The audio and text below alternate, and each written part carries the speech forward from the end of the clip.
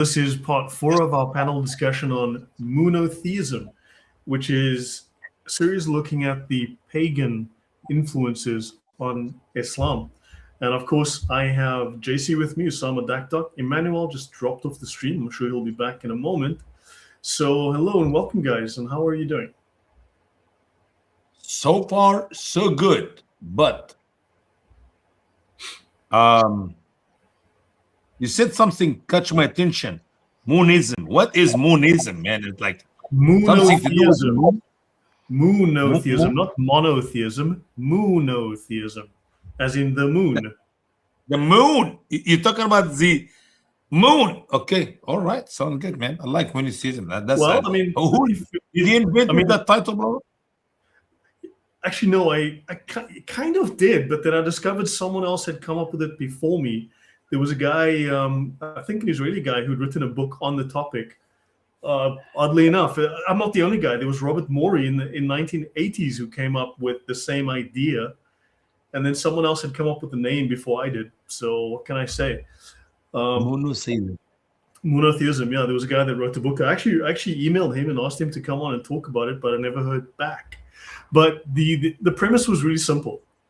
Christianity has the cross, which clearly has a historical and theological significance, right? So why does Islam have a moon and a star? Clearly, it must have some kind of historical and theological significance. I mean, if they were the banana religion, they'd have a banana, right? If they were the lollipop religion, they'd have a lollipop as their symbol. So I'm assuming, okay, they've got a moon and a star. They're either communist or they are into the moon and the stars. I think it's a very simple premise. Sounds good. Sounds good. And we're so far marching on to prove that in the previous 3 sessions. So I think your theory have enough foundation to build on. Yep. You were nodding your head there, Emmanuel? I just want to say I disagree with what this guy is saying here. Logan's warning. I very much disagree. I think the right approach would be just to expose the kind of things we're exposing, right? That's all. I think that's all you have to do, really. I mean, look, you don't have to fight or anything like. You don't have to be. You don't even have to fight on a political level. I think at least that's my sense. Because the social pressure ultimately converts into political pressure. Right, social sentiment ultimately becomes political sentiment, and someone is going to express that within the political realm. However, these Muslims have infiltrated politics, law enforcement, the judiciary, education, and we also need to then motivate at a grassroots level to expose them there and cut off the funding, expose the networks, all of these things. Yeah. And here's a fact, Brother Lloyd, it's not just infiltration, it is infiltration for the hope and for the purpose of invasion. I mean, you can always infiltrate others for good of you and them, but that's not the whole purpose. They're here to take over. They're here to invade. That's exactly what they are doing. So, they don't integrate; they dominate. Yeah, exactly. Did you see that the picture of the prayer rug scattered all over the 9/11 memorial in New York, covering the memorial? Never forget, right? Yeah, we talked about actually on our Saturday broadcast, and we talked about it on live TV broadcast in Channel 30 in Milwaukee last week, and we talked about it on Crosstalk nationwide. So I covered in 3 areas, and it is sickening. And they were planning to pray over the names of our dead men and women who were victim of the prayer of the Muslims. I mean, this is sick. If it was not for the Muslim prayer, these people would be alive today, or many of them will be alive. Only those who will die of old age, of course. But it is sick. Islam teach to kill. The prayer encourage them to kill, and then they want to pray over their names. This is sick. Yeah. Shame on everybody who allows this to take place. Shame. Shame. Public sentiment is changing. You see it on social media, even in politics. The UK being the canary in the coal mine. They're saying, oh, the Muslims are scared. Even Sadiq Khan is now, oh no, Muslims are scared because there's so much Islamophobia. In other words, there's deserved backlash against them. And people are starting to voice their displeasure. And the government clearly is on the side of the foreigners the invaders, as you say, not on that of the local natives. So help me out, Lloyd. What is phobia? An irrational fear, whereas I think Islamophobia, basically Muslims blowing people up, Muslims blowing up buses, trains, murdering people, stabbing them. This is causing Islamophobia. Less of that and then less Islamophobia. Yeah. And so phobia is fear of nothing, and Muslims afraid to death of the fear of nothing. Makes sense. Yeah. I'm getting it, man. I'm getting it. Someday I'll figure it out. Come on, you all know, if you heard of Buddhists, no one's afraid of Buddhists. I mean, Buddhists are chill. Everyone knows Buddhists are chill people. Buddha phobia. The last time I looked in my dictionary, can you find me online if there is a Buddha phobia? Judophobia? I don't think you're going to find it. It doesn't exist. But basically, they're trying to destroy your sense of self-preservation, your rational fear of the encroachment of Islam, which is trying to rob you of. You know what? There's a fantastic tweet that I saw yesterday that said, liberals shouldn't worry. Trump is not going to enslave people. He's not going to be killing gays. He's not going to be taking rights away from women because Mr. Trump is not a Muslim. That's a good one. That's a very good one. But the Democrat will empower the Muslim to take over their party, to take over America, and somehow we'll have Islamophobia.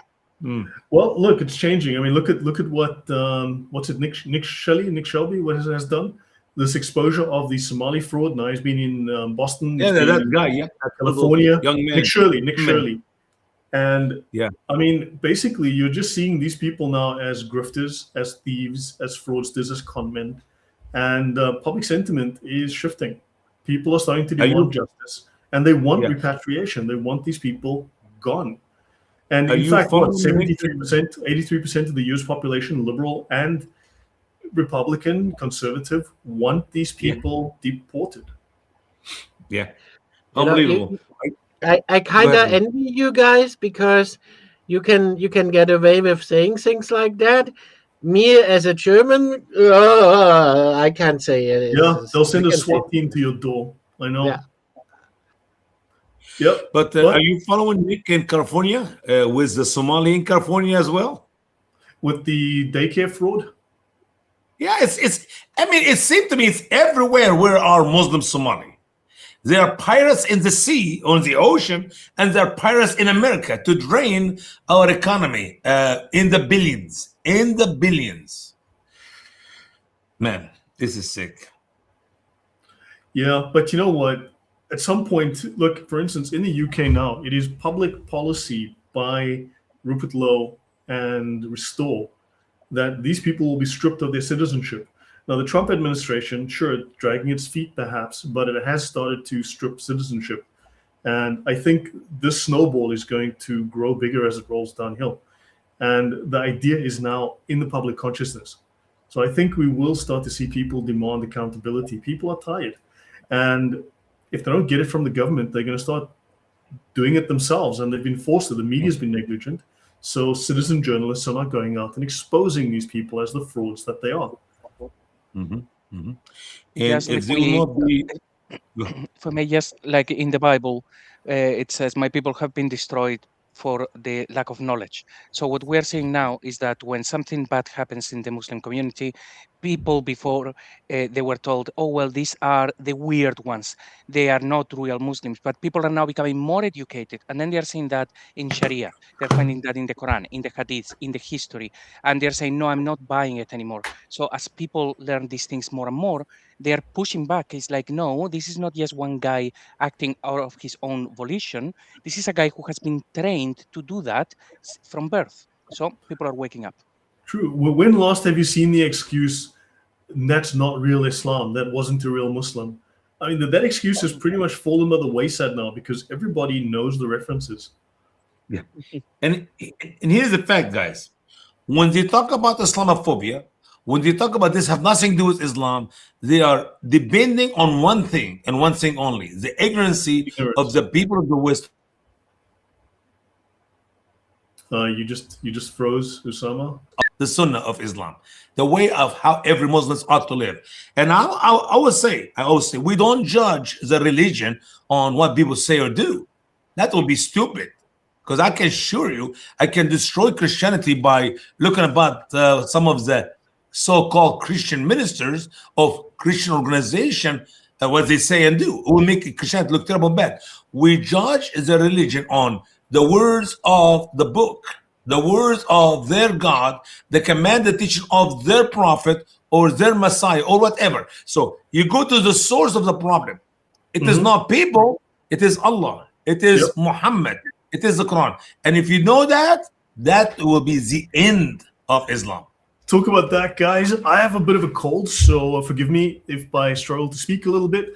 Also, I was looking for a camel because I was trying to cure my illness. I could not find any camels nearby here in Poland. And then also I looked for a fly. I was thinking maybe I can dip a fly or something, and, for the cure. You need to be serious for a minute. Excuse me. You need to be serious for a minute. We offered you camel urine in the past and you turned us down. I wasn't sick then. Oh, it's just because you needed it now? You changed your mind about it? It's like I could find, so yeah, anyway. So what a pity. Allah has not seen fit to provide me with the necessary medication to heal myself. Then taste the torment of your infidelity, as Allah stated all over the Quran. You must. I have some. You can have some. Thank you. Yep. So, guys, welcome back. We're discussing MOONoTheism, Islam and the moon god of Babylon. And I want to go back to the last slide that I did last time. And then, so this is from the Smithsonian Institute, right? The Nabateans, and this is Petra. I visited Petra. I spent 2 days there in the Jordan. Worship powerful female deities. They built lavish shrines, right? And the Nabateans worshipped 3 female deities: Alat, the goddess; Al-Uzza, the powerful one; and Manat, the goddess of fate. As we know, Alat is the feminine of Allah, because this comes from the Babylonian, and prior to the Babylonians was a different, I mentioned it in the previous set of slides though, last week, that had the idea of the female consort of the male deity. So of course, in Islam, obviously they kind of talking about Allah does not have a wife, right? Because so that idea is influenced by that. But Alat is the female Allah. Dr. Glenn Corbett from the American Center for Oriental Research in Jordan said the Nabateans lived in Petra, worshipped in particular the goddess Al-Uzza, termed the mightiest.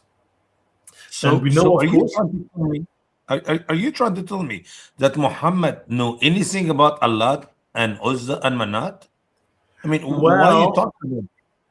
Because we will find out, and we have discussed before, that Muhammad and his wife worshipped these pagan goddesses. This was part and parcel of what his family worshipped. So let's go to Arthur Jeffrey again, a very famous scholar from the earlier part of the 20th century in the pagan Muhammad.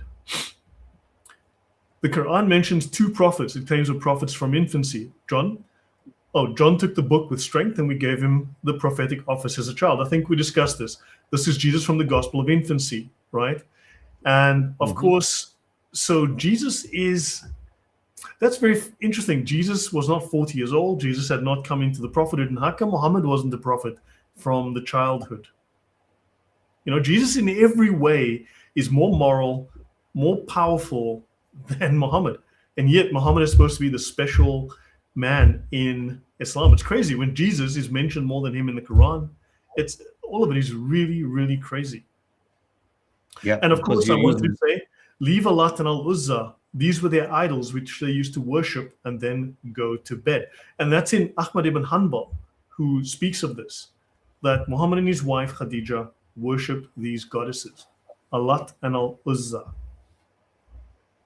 It's a very serious question. What Muhammad used to do, what Muhammad used to believe, what Muhammad used to worship before the age of 40. I mean, you're talking about entire 40 years. That is 2/3 of his life. And when he used to go and meditate, according to the legend of Islam, the story of which they taught us, what he was meditating on Was he a Jew? No. Was he a Christian? No. Anybody in his family is a Jew or a Christian? No. Neither his father nor his grandfather. So we have a problem. We struggle with this at least, say, 30 years from the age of 10, the age of understanding something about worship, as we see that is actually the age which is Sharia imply for beating the children if they don't pray, if they don't fast, if they don't do this and that of Islam. So it's no longer a voluntary age, but it's a forcible age. So what did Muhammad used to be between 10 and 40? And I have a question. Muhammad is supposed to be sinless according to Muslims, but Allah has to forgive him multiple times of his sins. But also Allah only made him a prophet at the age of 40. So prior to that, he was not specially blessed. He did not lead a sinless life. And it says here, according to the Islamic sources, he was sacrificing goats, female goats, to Al-Uzza when he was following the religion of his family. Yeah. You know what? I'll be honest with you. I disagree with you, Brother Lloyd. I think Muhammad was more of a decent person. Not perfect, not good, but a decent person up to the age of 40. When he became a prophet, that's when he lost it. I mean, he was not an adulterer until he passed the test of prophethood and became a prophet. He was not a thief until later. He was not a killer until later. He was not literally, think about all the sins which Muhammad lived in after 40 is much greater than those which he lived before 40. So he was faithful. I mean, listen to the testimony of his own wife, Khadijah. She called him the faithful because he did not cheat or lie or anything, but I think all that changed after he became a prophet. So I thought when you draw closer to God and you now have the official office of prophethood, you be more careful how you live. But in the case of Muhammad, it is Allah gave him the okay, Muhammad. It is another okay, Muhammad. Like a cult leader that had a megalomaniac complex.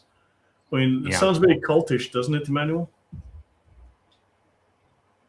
Yes, it does. We had a prophetess, so whatever you call a female prophet, and it's pretty much the same story. How power corrupts, and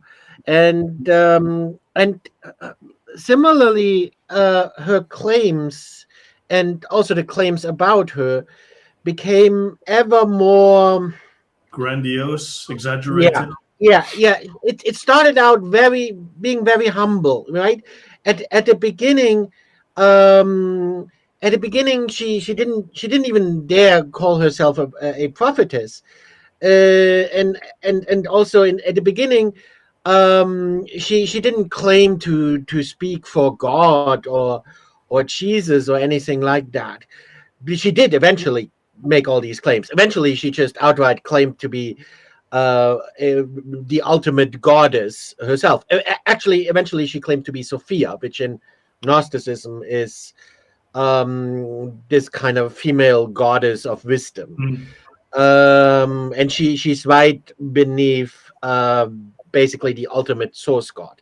So there's the ultimate source god, and right after the ultimate source god comes her. She's the ultimate source god in Gnosticism is not tangible. So she ultimately claimed to be the ultimate tangible personification of God. Yeah. But that was a process, and you can see now we are actually talking about Gnosticism, and she's claiming to be a Gnostic god. Originally, she didn't claim to be any god, and originally she just claimed to be, a messenger. It started off as a normal form of Christianity, which it wasn't. And originally she just claimed to speak for Brother Emmanuel, which is why I have the name I have. Which in their cult, Emmanuel is just a spiritual being, right? Yeah. But then eventually Emmanuel, as you know, Emmanuel is also the name of Jesus in the Old Testament. So eventually it wasn't just, originally it was just any, some spiritual being named Emmanuel. But eventually that became Jesus. Eventually she was just like, oh yeah, well, actually, it's Jesus now, right? And then her claims ever became ever more grandiose, right? Then she was speaking for Jesus, and then it was like, oh no, now I'm not just speaking for Jesus. Now I actually am Jesus. No, Right? And ultimately it became no. Actually, you know what? I'm even higher than Jesus, right? And this pattern is similar to what we see with Muhammad, of course. Now we have three deities here: Manaf, Manat, and Baal. Manaf is the pre-Islamic god worshipped supposedly among the Quraysh and other tribes of northwest Arabia. We know little about the deity, right? But his idols were kept in the Kaaba. Okay, that's Manaf. Manat, important female deity, right? Associated with Allat. Interesting what we have here, Allat, the Lat, right? This is the definite article, Allat. She is definitely the Lat. Then, of course, we have the La. So who is La? I mean, that's an interesting question, the La. Because Allah as a proper name is a later idea. So the Allah previously with this Allah was Baal, or as they called him, Shin, or Makkah, the god. So that was the proper noun. So Muhammad took the definite article and made it the name of the deity. So that's a change. These were the daughters of the La. Evidence from the ancient years shows this goddess was very ancient. Her name appears in Akkadian, and one of the names associated with Ishtar. In Palmyra, she's seated holding a scepter, the goddess of fate. In Arabia, her worship location was close to Yathrib, that's Medina, but Yathrib also is the name of a town just above Baghdad. So that's a name that was transplanted, which became eventually Medina. And she was worshipped by two Arab tribes of the city, linked to the Lat and Uzza. And of course, these three female deities are the daughters of Baal. So just something to bear in mind. Any thoughts, Usama? You want to say something? Yeah.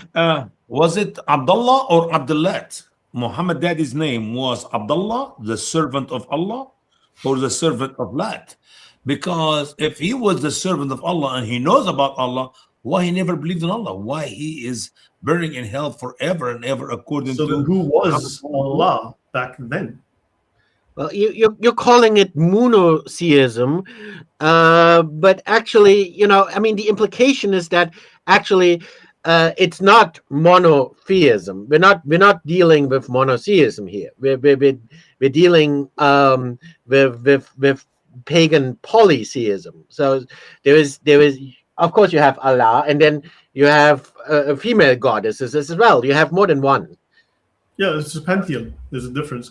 Don't forget, Muhammad is supposed to have had a child.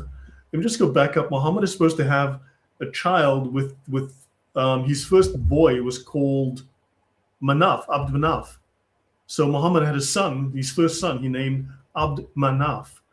So, which is very interesting because Manaf is this pre-Islamic god. And of course, none of his children survived except for one daughter eventually. But interesting that he's naming children after pagan deities. So not only his father is a pagan god, but his own child is also a pagan god. Yeah. I'm just hoping that the reason his first child didn't survive is not that they, you know, sacrificed it to Baal or something. That is a question, that is a question that one has to ask. Because usually it would be the firstborn. Usually you would sacrifice the firstborn to Baal because that would basically give you the biggest street creds with Baal. So remember, I mentioned a passage last week where Muhammad says about this woman who loves her child so much, she would not sacrifice her child to the fire. Now, sacrificing a child to the fire is what was being done by very many pagan sects, sacrificing the child to Baal. So why would he make an indirect reference like that to sacrificing your child to Baal, where she would not do it, meaning she's an exception?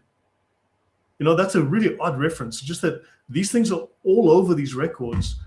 I mean, even if they're artificial, even if this was faked, even if it's completely fictional, why did they add so much of this stuff?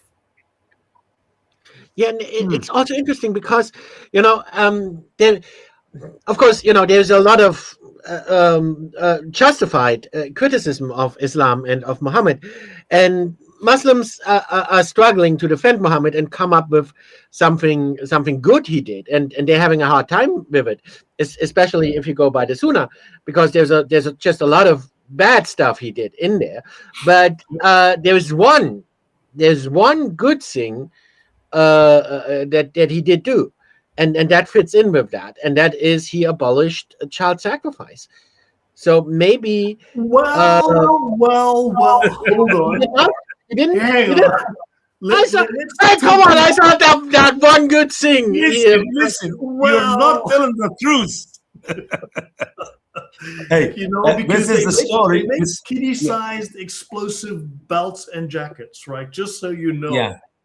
Yeah, you're following the exaggeration of the Muslim in the West that Muhammad ended qatl al-atfal, the killing of the little baby girls. If that is the case, I have no idea how in the world that Muslim men were having mamas and sisters, and I mean Arab. I'm not Muslim. I talk about Arabs. How did Muhammad have Khadija, and how did Muhammad have all the other females in his days? If that's the case, there should not be any female in the Saudi Arabian Peninsula. Oh, and don't forget, neither the Jews or the Christian practice wa'd al-banat, the killing of the little infant females. That's not practice in the ways the Muslim try to present it. And as a matter of fact, I wrote about that in an article. I said, if I am one of those female who survived, I wish under Islam that they have wa'ded me. I wish they have killed me as a little girl, because it would be better for the female to be put to death as infant than to grow up in Islam. Right. I mean, but as we know, as the saying goes about Muslim kids, they blow up so fast. Yeah. You've been very quiet, JC. Any thoughts you want to add? Yeah, what I'm thinking is, the more you guys speak, the more difficult the whole narrative appears, because imagine this. So this guy appears and he is in this environment where people have many different gods and they are sacrificing babies and doing all of this weird stuff. And then he says, but I am the last one. There is this thing that appeared in a cave and choked me, because angels famously do that. And then, like Usama said, he changes. He goes from having one wife and being called Alamin to being an actual warlord.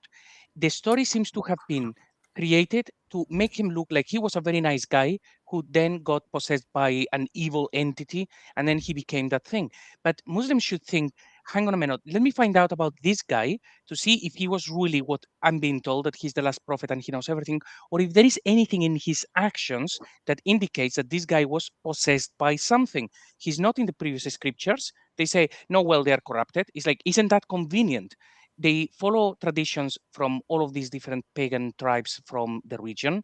That is another red flag. It's all red flags. If you try to make the story of Muhammad, making him more clearly possessed by a demon, you couldn't make it up. So it just has to be like the people had to really do this on purpose to make him look as demonic as possible. People just took it seriously, and now they just don't tell Muslims any of that. It's just too much information. Right. I'm kind of divided on that, and I think a lot of people are divided on that, because on the one hand, you have people who are saying, a lot of this is made up, and maybe Muhammad didn't even exist, and maybe he's a composite character, and maybe he is based on some previous prophets like Mani, but then you have people saying, no, this can't be, because the Sunnah talks about Muhammad in such a bad light that if it was made up, surely they would have made him look better. Don't forget, guys, the devil is involved in the picture. And what you and I think should not or could not or would not, the devil knows it very well. And he will put it there to convince you that it is, and or can convince others. Well, it's not, because he should not, could not, of what? deception of Allah, Satan, is beyond our measure, beyond our capability of understanding that. So I heard the debate between different people on that topic, and of course they said, well, here's so much negative in Muhammad, this could not be made up. Yes, indeed, the devil make it up to the point that now he got 1.7 billion believe in it. We have no problem with it. So what? So what? Yeah. So, okay. So this is just a little bit of a map as a reminder. We have Bahrain up here. You've got Iran. Don't forget, a lot of the development of the Quran happened up here, right? In this part of the world. This was Babylon, also known as Iraq. Here you had Abraham came from this area, right? So you've got, and this featured very heavily as well. And here's Aksum. This is the area in Ethiopia that the first Hijrah went to. And of course, here you've got Najran and a place called Haram, Marib, Sana'a. This is Yemen, where also heavily, the Babylonian religion was heavily practiced here. These people moved north into Central Arabia here and took their Babylonian religion with them. And don't forget, Nabonidus came from here all the way down, settled up here, and he controlled this region. So he brought his Babylonian religion with him, just to give us some perspective. Aksum. Now, I just want to mention something that someone sent me today, so thank you for that. This is the Aksumite Codex Hypothesis, Origins of the Quranic Text, the Early Monotheist Community, and the Umayyad Construction of Islam by Alexander Lee Ignoble, and it was written last year. I'll just try and do it briefly. This is a revisionist account of Islamic origins, designated the Aksumite Codex Hypothesis. I started this series of talking about Aksum, Ethiopia, what we call Ethiopia today, right, as a place that was influential in Islam. And it looks like this idea is starting to gain traction. So it proceeds from 9 interlocking propositions, but it says that there are too many anomalies in the standard account, which the Standard Islamic Narrative cannot account for, right? And it says that Mecca, there is no archaeologically attested city of Mecca in the 7th century. Its first documented mention is in 741, and the first evidence in maps is only from 900, saying here it's a retrospective construction, not a historical origin point, right? And then, of course, Muslims were known as Hagarenes, Ishmaelites, Saracens, who did not identify as a religion separate from Christianity and Judaism until at least the year 700, right? And then, of course, the primary driver of the community movement to Aksum in the 7th century by Islamic chronological tradition was not tribal persecution by the Quraysh of a new religion, but the geopolitical catastrophe of Sassanid Persian imperial expansion. So this person is saying basically you had this invasion by the Sassanids, right, from Persia, from Iran, coming into this region, coming across into Oman and coming into this area. And so they escaped. So they've rewritten the narrative basically to say, well, we were persecuted by these guys and we went. So she's saying, no, this seems to be taking an actual historical event and then rewriting it to suit their own narratives. And it says that the Ge'ez language and the East Ethiopian Orthodox Church heavily influenced Islam, which we do know. And she says they have an 81-book canon that treated as canonical various Gnostic and apocryphal texts, like the Infancy Gospel of Thomas, the Proto-Evangelium of James, the Ascension of Isaiah, the Book of Enoch, and so on, whose narratives appear in the Quran, known apocryphal Gospels. And the canonical Gospels were not available in Arabic until the 9th century. Your thoughts on that? Here's the deal. The narrative of Islam 641 AD, that's when Muhammad was 600, actually 23, that's when he moved from Mecca to Medina. But the existence of Mecca he was born 570 AD, and it's actually, they're telling us at that time, 570 AD, Mecca was a famous location, very important strategic city, which means you should have some reference to it. Go a good 100, 200 years before that. We don't have any record of Mecca as an existing city, important or not, in the 4th, 5th century, 6th century. That's a problem. You're not talking about just this city was born at the time of the birth of Muhammad. That city, according to their story, according to their narrative, it's been there for many years. Very famous one. As a matter of fact, if you want to tie it right, it go back to 1800 years before Christ. If you want to put Abraham taking his son Ishmael and Hagar to the same place where Mecca is. So that city have to be at least 1800 years before Christ. That is 2600 years before Muhammad. I mean, I'm saying 2400 years before Muhammad. How can a city be that old and we know nothing about it and nobody have an idea of anything about it until the 7th centuries or 8th centuries? That makes no sense. Correct. That makes the whole story of Islam is now thrown in the trash can. They seem to be reusing actual historical events, but repurposing them into the Islamic narrative and rewriting. They do mention something, and I gave this to JC today, and I think we'll read it and maybe do a talk on this particular paper. But the Quranic text, according to the author, I haven't read the whole thing, I've just read the intro. The Quranic text is written not in the Qurayshi dialect of the Hijaz, as Islamic tradition claims, but in Nabatean Arabic, the dialect of the Petra region and southern Levant. Now, we know there's also Aramaic, which is basically Aramaic, which comes before Arabic. Arabic as a language only really formed in what, the 6th century, 7th century? 6th century, let's say, 4th to 6th. So it's very late. So there are questions around that. So this is something to get into. Yeah. If you want to read the Arabic with the vowels and with the dot, you have to go back to the 8th century. I mean, this is unbelievable. Yeah. Well, there you go. So we'll get to that paper. So now let's have a look at the symbol for the moon god, Al-Makkah. Okay, the Makkah, the god called Makkah, or maybe there's a city called Makkah in Arabia. I don't know. There could be a very holy city in Mecca called Makkah. Makkah. Anyone heard of a city called Makkah in Saudi? No, never.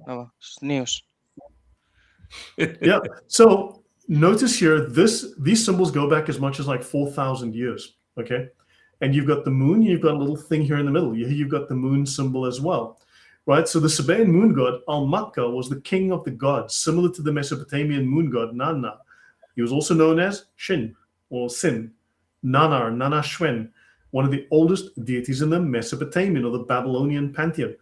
Al-Makkah was the main god of Yemen and Aksum before Christianity, and you had Shamash as the sun god. Somalians also worshipped Al-Makkah, although some Somalis and Kushites worshipped Waq. Now, remember what I said before, that when you have the Church of Christ the Redeemer, then you have the Church of the Lamb, you have the Church of the Savior. That's not three different religions. Those are just three different aspects of the deity. It could be the very same deity. They're just looking at different aspects of the deity. So Waq could well be Al-Makkah, but just a different aspect. It could be Waq, could be mercy or something, the God of mercy. Yes? I'm just wondering, is this supposed to be a hand? Because if it's supposed to be a hand, it kind of looks like the hand of Fatima, right? No, you've got pillars. 1, 2, 3, 4, 5. That we're using pillars. And that's like, remember, this is a symbol of the king. You can see the writing here. It's the symbol? Yeah, exactly. I'm saying the 5, not just the fingers, but the 5 is the pillars. Yeah. Oh, wow, dude, for Christ, thank you very much. He says, don't mind me just paying my jizya. Been away for a while because the cowards hacked my stuff. I'm back now. Oh, man, sorry to hear that. Look, if I can give you a license for the security package I use on my computer. If that would help. I can give you an annual license if you would like that.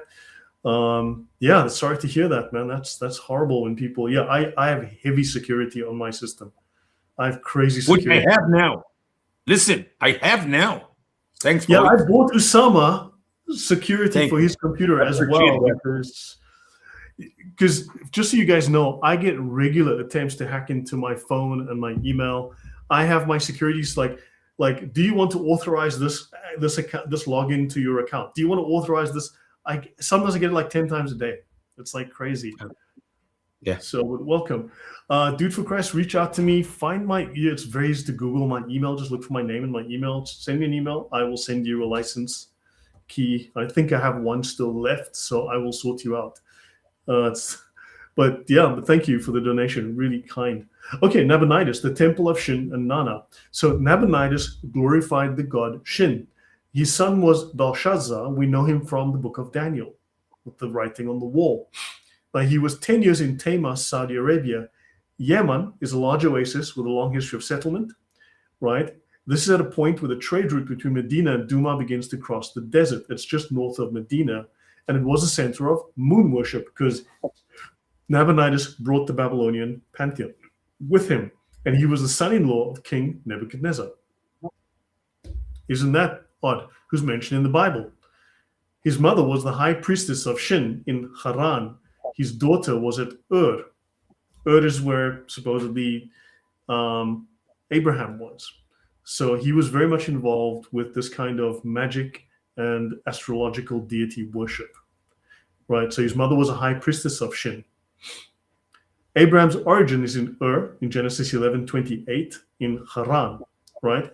Now, understand that until the 1930s, I'm not going to go into long depth on this, but until the 1930s, it was commonly understood that the Ur that is referred to, because there are at least 5 or 6 Urs that are known in history, right, from archaeologists.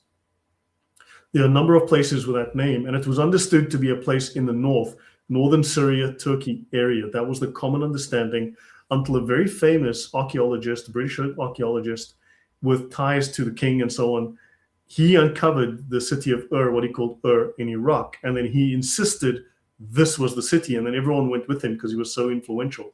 But it conflicts with the geography of the Bible, saying that, of course, I think it was Abraham did not have to cross the river or something of that type. I've discussed it in the past. Can't remember all the details right now. But so there's a city called Ur up north, which would much better fit the route that Abraham and his father took on the way into Canaan. So the word Yathrib appears in an inscription found in Haran, belonging to the Babylonian king Nabonidus. Yathrib was the name of Medina. And Yathrib is also a city found just north of Baghdad. So now you have these connections. Any thoughts from you, JC, on that? No, that seems to make sense to me. All good. Any thoughts, Usama? I see you nodding your head, going. Yeah, well, the Yathrib. Yathrib is the original name for the city of Medina. Okay, and now you tell me there's another Yathrib in Iraq. Yeah, just north of Baghdad, about 20 km outside of Baghdad. Yeah. How big is this in Baghdad? I know it's a town that's been there since forever. So you know this for a fact, huh? Well, I mean, look, remember you've been on with Odon, right? Odon showed us there's cities that are in Saudi Arabia, which they claim are historical cities, which are named after cities in Syria and in Iraq. So, I mean, like they transplanted those place names, stuck them in Saudi Arabia, and now they're there. But these places existed before Islam in Syria, in Iraq, in all these places where they're referencing all these gods and all of these people and so on that come from them. I wish we can have sometime a Muslim man who have logic or common sense to come and I want to hear their side. I mean, literally, I feel like if we have a Muslim person who have a little bit common sense, I don't want some guy who's so sharp. Just somebody we can carry conversation and ask him to explain this to us. This is a very important fact, Lloyd, and we're using it and we talk about lightly, like, oh well, here we go. Yeah, it's just no one is gonna do that. I mean, you guys know that no one is gonna do that.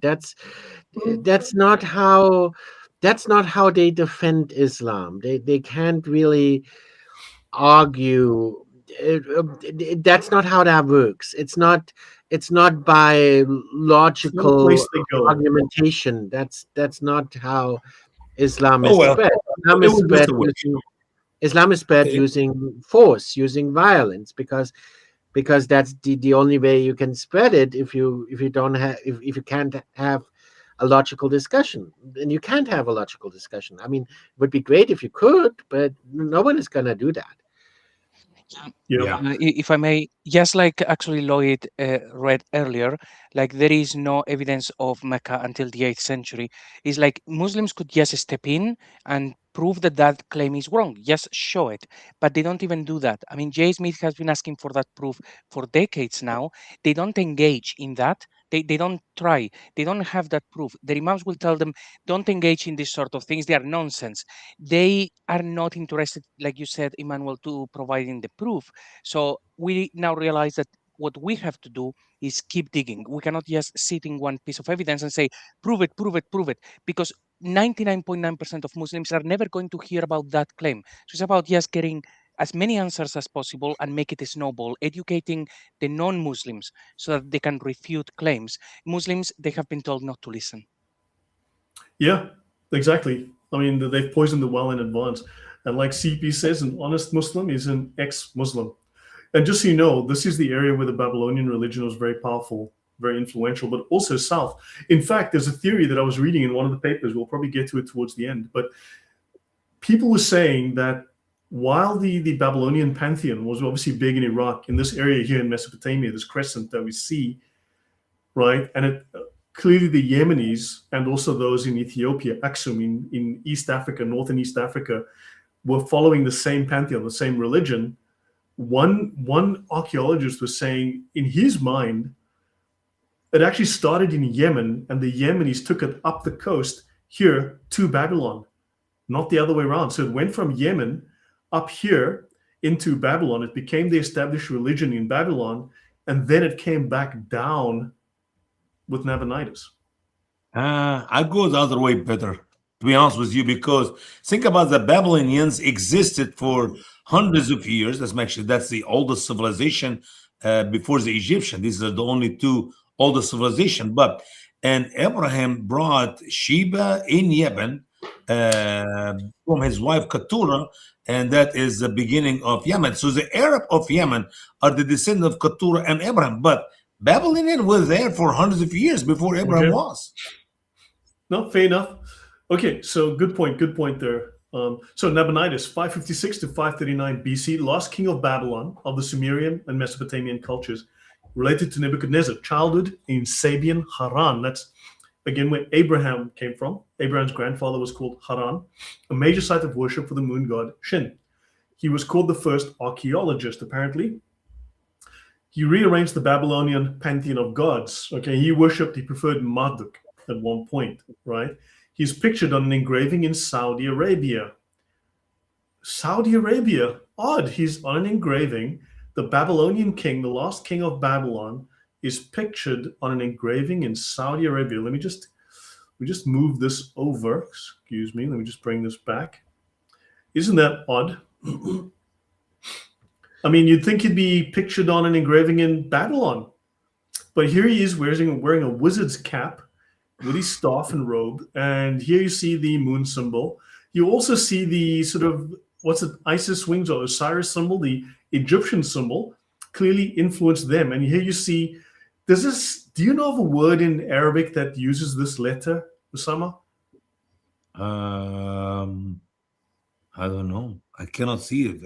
This is the snake, but think of the name for Allah. Isn't there kind of a vague similarity there?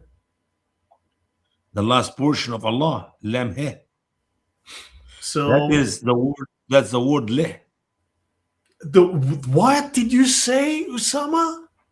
Lam He. The word Leh. Leh. No. The big lay in the right is Lam, and the circle on the left is a letter He. So it is Leh. Easy Arabic, easy. Okay, that's fascinating. So now I think Jason? what you will find is that this guy here in this drawing was a prophet of Allah. Mashallah. So he lived in Tayma in Saudi Arabia for 10 years. I mean, that's a really... Lloyd, if you don't mind, the guy with the first picture, that is how most pictures we see from the Babylonian people. All pictures, they look like this guy on the right hand. Egyptian did not have that. They actually have the hat on the top with the snake or whatever. But this is how I see always all Babylonian kings and rulers. Just like that. Right. So let me just take this away because I messed up my slide, I notice. If you want, I can say a bit about this Babylonian king. You want me to? Yeah, don't take too much time, but sure, please. Okay, don't take too much time. There's a lot I could get into. Could you go back to the picture you just showed? Yeah, let me go back to the picture. Here it is. This guy. Yep. No, to make it bigger again, so people can see it. Okay, great. Okay, so that's the Babylonian king, right? The cap looks like a what do you call that? A Phrygian cap. Basically similar to a Smurf hat nowadays, but this is also related to the to this kind of, what I talked about with David Talbot, to the Saturn configuration. Everything here is actually related to the Saturn configuration. But if you don't believe in the Saturn configuration, we can just say all of these are aspects of pagan planetary deities. I mean, that much is obvious. Astrological. You don't have to go into too much detail. I'll get to that. Okay. Okay. Just even the curl, even this curl. This is very similar. You'll see this in Egyptian representations of Osiris with this curl of hair. You'll see it even in Egypt. And I mean, here you've got an Egyptian symbol, the flying ankh. I think it's called. Okay. So I could get more into these symbols are all very significant, and I could get more into this. And of course, they all also relate to Islam. I mean, you can already kind of see that, right? And you guys started to talk about that. I could talk more about that, but okay, I'm not going to go into that because that would take too long. So, but what I do want to say is, last time we did the stream, I think it was Lloyd. You mentioned Isaiah. How do you pronounce it in English? Isaiah, right? Isaiah, and especially Isaiah 14, right? Where it talks, where actually it talks about Lucifer, the morning star. But people get that confused. People nowadays think, oh, Lucifer is the devil. No, not in Isaiah 14. In Isaiah 14, Lucifer is actually referring to a Babylonian king, right? Like the kind of king we see here, right? Maybe that's who it is referring to. And the reason he is called a morning star is you can see that in the symbolism as well. A lot of these symbols are symbols for the morning star, planetary constellations and stuff like that.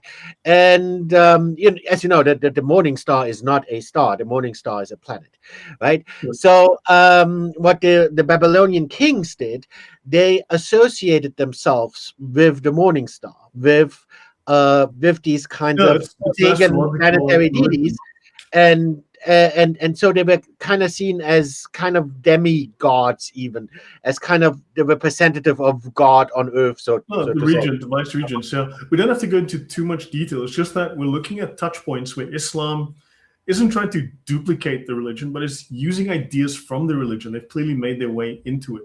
You've got the guy with his wizard hat and staff. You've got the moon symbol, which we know from Islam. You've got the Egyptian symbol, which we've referenced a few times with Egypt and Islam. You've got this, whatever that is, and you've got this symbol here, which is very similar. If you look at the way Islam is, Allah, hold on, cursive. I mean, they do this fantastic here. I mean, just to go here, if you look at the way that they tend to show off the name of Allah, it's just, you see this one aspect. It's just, there's some kind of similarity to me in terms of the way that this works. Look at this here, and then you can look at the last letter, the way they do it here. There's just something to it. I mean, Osama, would I be correct with that?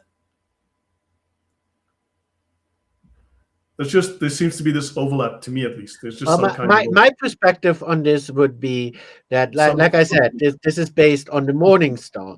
And of course, in Gnosticism, the morning star is, well, of course, he's the good. Nowadays, we see the morning star as Lucifer, as the bad guy.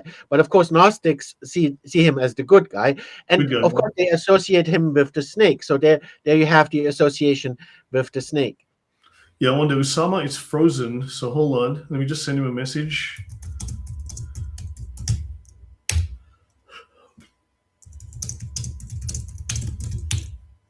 I just sent to Sama a message. Let's hope he gets that.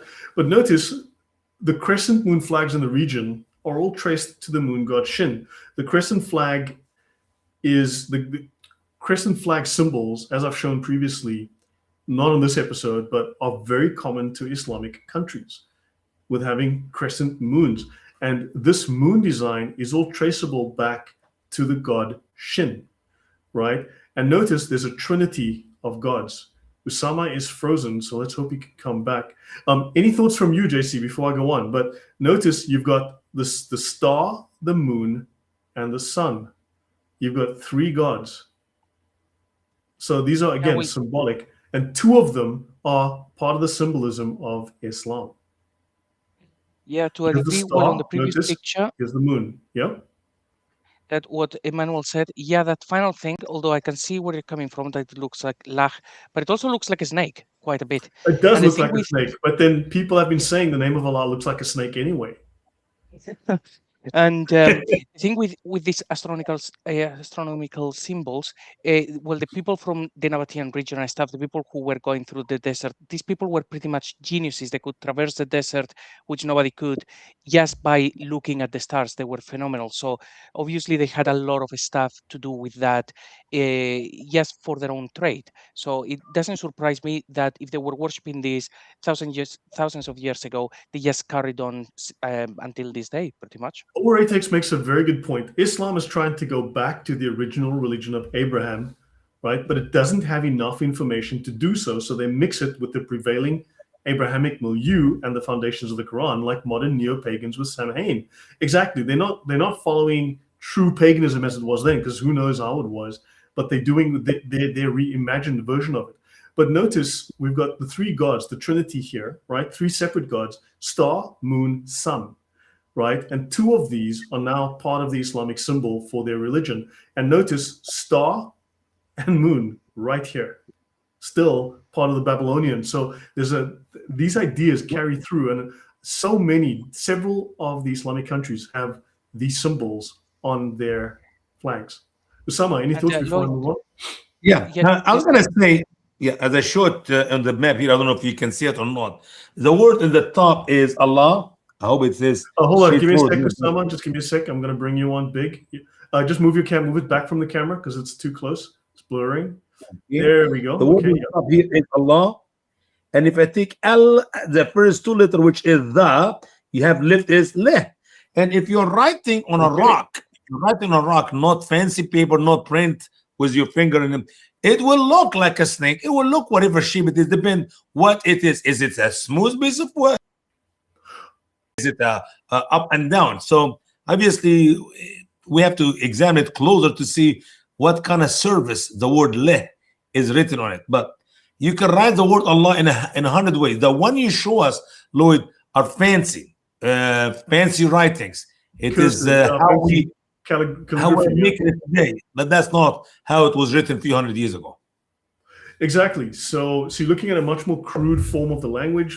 Also, these are like a little bit primitive people carving it on a rock, right? But you seem to have some sort of reference to the La here, right? And then, of course, you've got all of the symbolism that and you have the winged, feathered sun disk, Shamash, the god of justice and morality, the seven-pointed star, Ishtar, the goddess of sex, love, and war. She was known as Venus, Aphrodite, Ashtoreth, Attar. And of course, we know that Aphrodite was, St. John of Damascus said they worshipped Aphrodite and had her statue in their temple, right? This is her here, right? The dressed like an angel in this case. But notice you've got also the symbol of the Ankh, again, the Egyptian symbolism. So these symbols, these ideas carry through from religion to religion. So it doesn't quite die out. It gets reimagined, but it gets repurposed as well. And notice here, you've got another symbol of him, the same little dunce's cap, the staff, and you've got the moon disc, right? The moons with the disc. You've got the little Egyptian symbol, and you've got the star again. So may I just add something very quickly? From the previous picture, So John of Damascus, when he said about Aphrodite, he actually said that it was they had the head of Aphrodite. That is actually what they kissed. So if we could actually do analysis on the black stone, it could be that it could have been just one of these idols, and it was the head of Aphrodite. That's what he said. But also in other shows, you've shown the image of the door of the Kaaba with these symbols. If at one point today you can actually show it, that would be great. Do you want me to show it? Yeah, I think it's useful probably for people to see that those symbols are still very present. Let me It brings find joy it. to my heart. Yeah, you know we want to bring joy to your heart. There we go. This is the door of the Kaaba, and you still have the sun disk and the moon as a pair on, because they're husband and wife, they're couple, just as you would have in the Babylonian religion and the religions before it, in the cultures before it.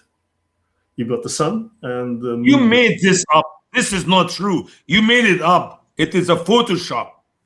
As I said, if Islam was the religion of the banana, they'd have banana symbols. Christians have a cross. Why? It's historically and theologically relevant. Islam has the moon and the freaking star because... Brother, if you take the cross out of Christianity, nothing is left. The crescent kind of looks like a banana. But I feel this is a very, very nice door. I mean, no reason to be ashamed of it. It's like, if I was a Muslim, I would be proud of it. I would be like, oh, look, what a nice door. Yeah, this is the previous door, and this is the new one with gold layers on it, gold leaf on it. So, yeah, but I mean, it's just odd that they maintain the symbolism, the sun here. What happened to the old door? So again? What happened to the old door? I think this is the 12th or 16th door. I think they've had like 12 or 16 doors, and this is like, they keep changing it every few years. Maybe actually you can find one of the old doors in the Epstein Island. It's possible. I was going to ask, did they send it with the rugs, the covering of the Kaaba to Epstein, or maybe just my thoughts? I have no idea. Welcome, London man. You are welcome to restream any of my shows or any of our shows to your community. I know you said you'd like to come on. It's not really an open panel. I don't know you as yet. I mean, so, but how about you get in touch with me? My About page has an email alias you can use, or you can just Google my name, Lloyd De Jongh, and find me, send me an email. Let's chat, and then we can always talk about having you contribute, if you'd like, in one of the upcoming shows. So yeah, but look, if you'd like to add anything to the chat, I'm not necessarily dissecting everything in detail. I'm just presenting these constant overlaps of Islam and the Islamic narrative, the Islamic seerah, the hadiths, and so on, with these constant symbolism from former pagan religions. And it's just you can't miss it. They're just everywhere. So Anunit was an Assyrian or Chaldean, that would be, from Iraq, Chaldean goddess worshipped by early kings. She's supposed to have resembled the Venus of the Greeks. She was a star by which was identified by the Assyrians with the goddess Ishtar, the daughter of the moon god Shin. Okay, then Cyrus. This is an account given by Nabonidus of his restoration of the temple of the moon god at Haran, and of the temples of the sun god and of Anunit at Sepharvaim. So he brought this religion with him, this whole astrological religion. And Sepharvaim was Adram Malik. So then you're going to get back to Molech. Yes. Here you can see again all this symbolism is actually related, like I said, to the morning star, Lucifer in Latin, and Venus again, the morning star, right? So these were worshipping the morning star, and that's what you see with the star and crescent. That represents the morning star. All right. Yeah. So, but just the idea is that there's just so much overlap, and you just find these constant connections with these pagan deities, with these astrological symbols, astrological religion. But I'll get into that as I get into the archaeology towards the end again. We'll talk. So Tamar's influence. Now, this is where Nabonidus settled, right? When he left Babylon, he settled for 10 years in Tamar, right? And Tamar's position, they are forced to stimulate the other town states. They had little town states, or little small kingdoms, of the oases of Arabia to partake to some degree in the civilizations of the surrounding countries, right? While trying to preserve or reestablish their independence. Now, that is in the Encyclopedia of Islam, Volume 1, page 883. It says that the religions around Arabia would have influenced the religion in Arabia, and they would have borrowed little bits and pieces to make their own religion. And it says that different scripts were used and developed. Even the clansmen of the nomadic tribes knew how to write. Now, it's interesting. If you go through the archaeology of Arabia prior to Muhammad, right, there is graffiti, there are drawings, there are documents. The Yemenis were prolific writers. They were traders, and as tradesmen, as salesmen who traveled with their boats and their camels and donkeys all up and down the coast and all through the mountains to trade as far away as Turkey and India and Africa, even with the Romans and the Byzantine Empire and others, and Spain and Greece potentially, they wrote things down. So writing was rife in multiple languages all across Arabia. And then Muhammad comes, and there's no writing for 200 years. So for thousands of years before Muhammad, there was writing. And then when Muhammad arrived, suddenly, nothing. Isn't that just convenient? Even though you have to understand now that Muhammad claims in the Quran that, the language of Islam is the language of the God, it's the language of Abraham, it is the Arabic. So how in the world they were talking Arabic, writing Arabic for all these hundreds of years, and even for Muhammad to come with the final religion, with the final Quran, which was not written for another 160, 170, whatever years, something is not adding here. We're missing few zeros, Yeah. London Man says something very interesting. He says that it's a concave system. The moon is inside the Earth, and the universe is inside the moon. Now, I mean, certainly, I know once you get to these ideas, they can be pretty bizarre. I'm not really trying to dig into the meaning that as they would be for the Babylonians specifically, or it's just that Islam has obviously taken these ideas, misinterpreted them, reused them, repurposed them. For instance, Western scholars made the error of assuming, for instance, that the sun god was the main god when they got to Arabia, because in Rome and such, the sun is the male, the sun is the main god, except that is reversed in Arabia. There, the moon is the main deity, which is male, and the sun becomes female and the secondary deity. So, and then also what happened was, as is also described in the Islamic literature, they would go to Greece, they would go to wherever, and they would come back with the gods of that place. So they would have the god, they would have the god Smurf, right? They'd bring back the Smurf idol, stick it wherever, and then, of course, the Western scholars would go, oh my God, it's the god Smurf. They were worshiping the god Smurf. No, they just liked the look of the god, but they had a god that was called, Zeus, but the god Smurf looked like their idea of the god Zeus. They would stick him in whatever temple, and of course, they saw him as a totally different god, but they were just buying it from someone else, somewhere else. So sometimes there's misunderstandings that happen. So we don't want to get too hung up on the specifics. I'm just kind of putting out these ideas.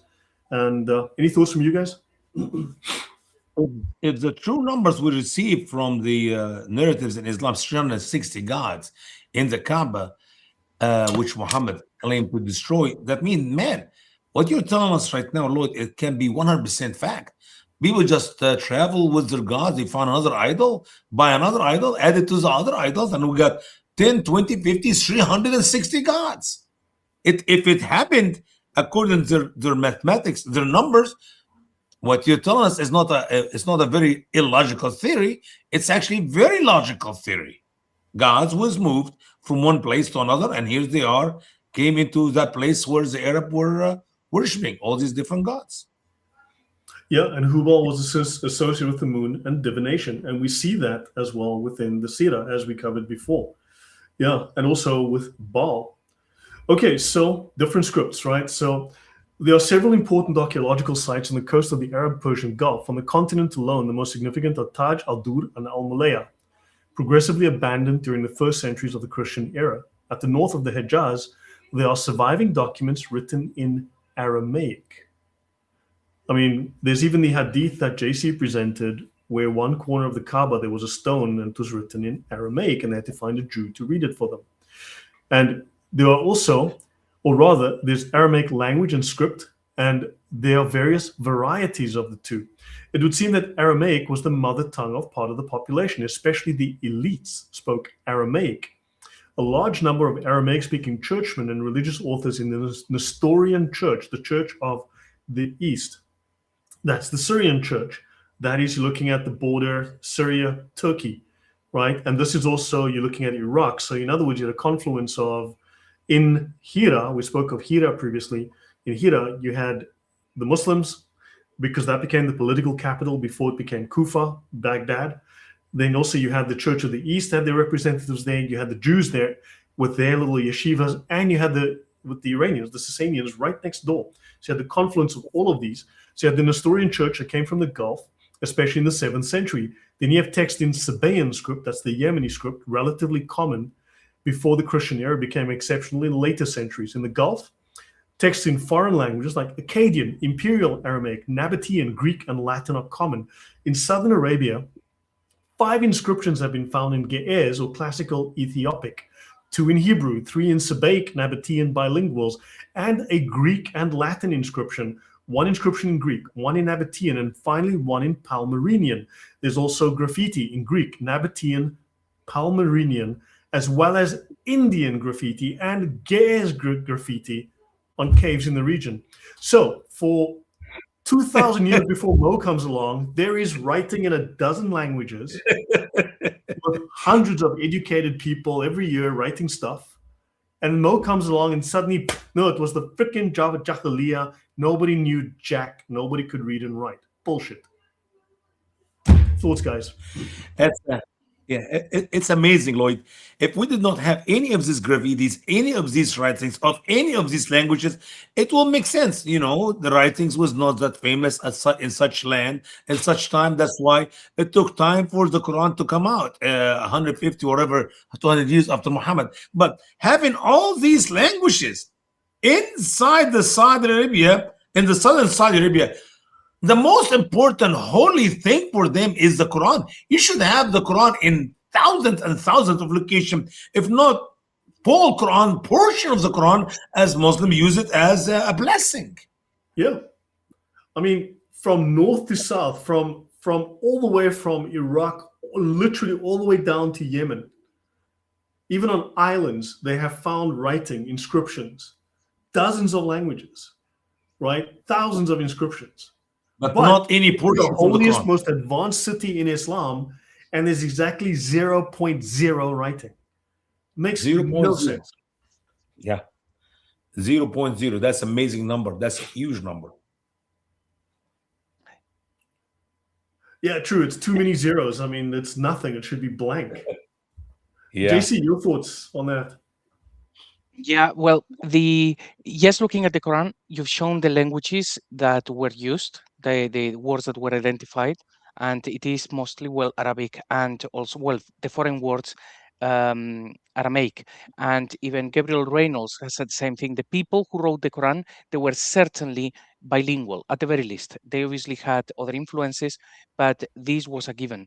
The one thing that I found really odd is that when we look at the archaeology, we have all of this information, but like you said, when it comes to Arabic and about the things that we're interested in, they are not there.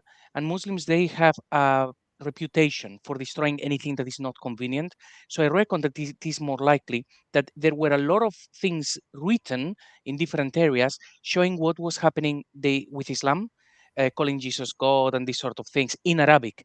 And all of those things, they were destroyed because, it must have happened that way. I mean, look, there's a London man who says he's knowledgeable on the subject. Should I invite him up for a minute or two just to introduce himself and say something?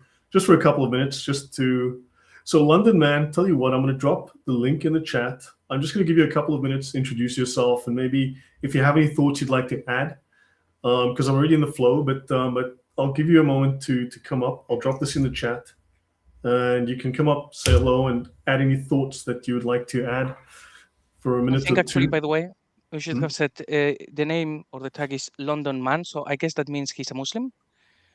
I have no idea. No, I don't think so. No, it doesn't seem to be. So now it's just crazy that you've got all of this archaeology that proves pre-Islam there was huge amounts of education. That the Yemenis were traders. We know that they took camels and they went through the desert. We know for a fact that they had cities. We know that they had temples. We know that they had records that they kept of. Now, Muhammad was also a trader. Muhammad also took camels all the way to Syria and all the way to wherever the heck they claim he went. Do we have a single surviving written record of his? No, we don't. And we know from the days of Solomon, that's 1,000 years before Christ, that the Queen of Sheba traveled all the way from Yemen to Jerusalem. So we have biblical record of people traveling from the east, from the south to the north, and that is 100% a fact. So it's not just the story about the traveling, the north and the south, 2 trips of every summer and winter for merchandise, but also we got the biblical record to prove it. Yep, and you've got archaeology that proves. Now, these people were around as much as 2,000-3,000 years before Islam, and we've got records of them today, written records. But of course, for Muhammad, like nothing. Isn't that weird? Just so convenient. I know why. I know why, Lloyd. You want to hear it? Lloyd. Tell me. It's very simple.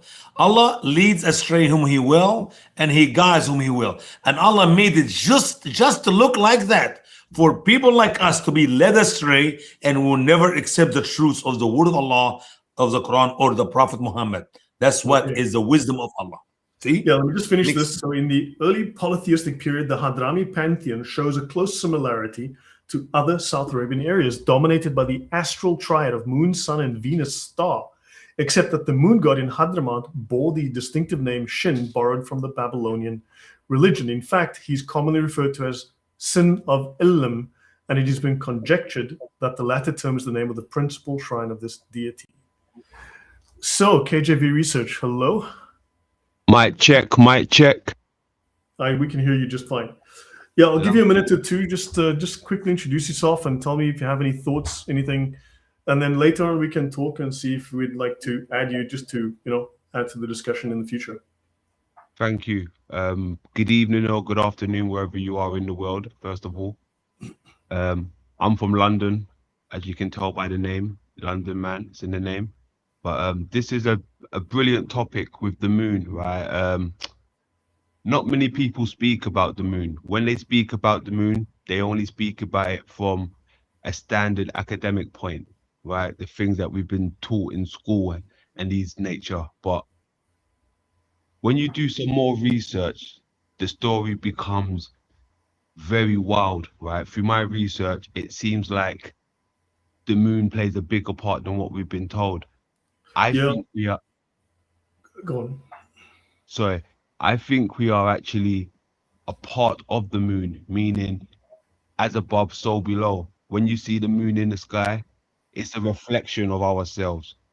That would be a Gnostic view, which is not something we're really discussing here so much. Because do you have anything relevant to add to this topic? Was there anything you wanted to add that would shed some light on this particular topic? Okay, well, you guys were talking about the influence of Islam, and clearly it's a moon-based culture, right? It's a moon-based culture, and they try to hide it by hiding the mother, right? They hid the mother to hide the moon culture. And the further you go back in Islam, everything is pointing to the mother and the moon. And they're trying to hide it by hiding the mother and the woman itself. The Sufis do claim, from what I've read, the Sufis do make, and these are the highest scholars in Islam, the most highly qualified, that Allah internally is female. He has an external and an internal aspect. Male externally, female internally. Yes, well, that is a good point you make, because some people, I've heard a few people say this, and a few scholars say that the moon actually plays both attributes, mother and father, in a sense, right? It's got two. Sorry, what's that? Sorry, my mic is going crazy. Can you mic check? Can you hear me? Yeah, we can hear you fine. Yeah, just let us know. Thank you. Yes. Some people believe that the moon has two attributes to it, feminine and, you know, non-feminine. And it's kind of like playing the mother and father role. Some people believe that this is where the first hermaphrodite phrase would have come from, right? This Okay. would get the Yeah, but hermaphrodite. this kind of off the topic for us on this, though. I'm not sure if it. London Man, what we discussed here is the connections of Islam, or rather where they took their influences from. Are you aware of the connections of Islam or this history of Islam, or is your interest about the moon as a thing as opposed to the connections As an with occult the issue history? and so on, yeah. Okay, well, I mean, I probably don't have much connection to Islam as much as you guys, but my main interest is in the moon itself. But studying the moon, I find out that Islam is a big influence, or the moon is a big influence to Islam.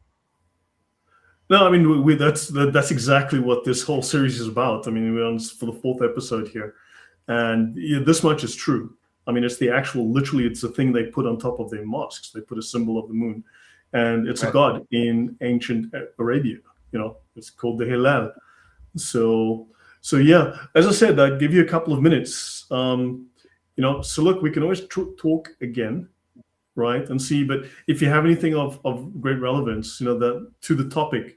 But I'm not here really to discuss the moon as an occult symbol and go into all of that kind of thing. You know, it's not really the aim No of this problem. particular talk. You know what I'm gonna do? I'm gonna fall back into the chat room and listen while you guys deliver this message to us. Okay. Well, thanks for stopping by then. London Man, just before you go, I just want to ask you. So you are a Gnostic. You consider yourself a Gnostic? Correct. Oh, okay. So that's interesting because I'm an ex-Gnostic, so to say. Okay. So, but it's interesting to be able to talk to a current Gnostic. That's very interesting. But yeah, it's not the topic right now. So yeah. Yes, I agree. Thank you for letting me on to you know, say a few words. I appreciate that a lot. I will be listening now in the chat room, and I will contribute in the chat room. Okay. No, thank you. Thank you Cheers, for coming guys. on. Thank you. Take care. Okay, so interestingly, one thing, okay, the moon god from Hadramaut, that's Yemen, right, bore the distinctive name Shin, borrowed from the Babylonian religion. He is commonly referred to as the sin of Ilm. Now remember, I mentioned that the root of Islam is the letters SLM. We know it for shalom. We know it for salam, peace, shalom, salam, right? Even Jerusalem, right? In theory, when it was Canaan and pagan, there's one theory that says you had the god Shalim, which is a known god of the region, and you had the Jeru, or the temple, or the altar of Shalim. And that's where the name Jerusalem apparently comes from. That's at least one story. Mhm. But notice in English, we'd say the sin of Elam, whereas in their language, they wouldn't have the word of. They would have sin Elam, SLM. Okay, which is again like very similar to the root of Islam, SLM, the Arabic root. No. Brother Lloyd, Islam and Salam, they're two different words of two different roots. Salam, shalom is peace. Islam, when you put the alif before the word salam, it became submit or surrender. In the Arabic language, there are two completely different words of two different roots. Exactly. So, but the root, but also, I mean, just that the letters S, L, and M, that root, the root consonants are there. But also, prior to Islam creating the word Islam as a religion, right? Submission, which is an Arabic word which comes in the 5th, 6th century, right, or 7th century.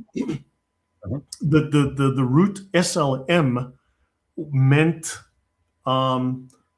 peace. Graven idol. Meant graven idol. In all of the religions, in all of that region, from Acadia, Ugarit, Canaanite religion, all of those, the whole region of Arabia, SLM was a reference to a graven idol. And we know from the 10 Commandments, thou shalt not make thee a graven idol and worship it.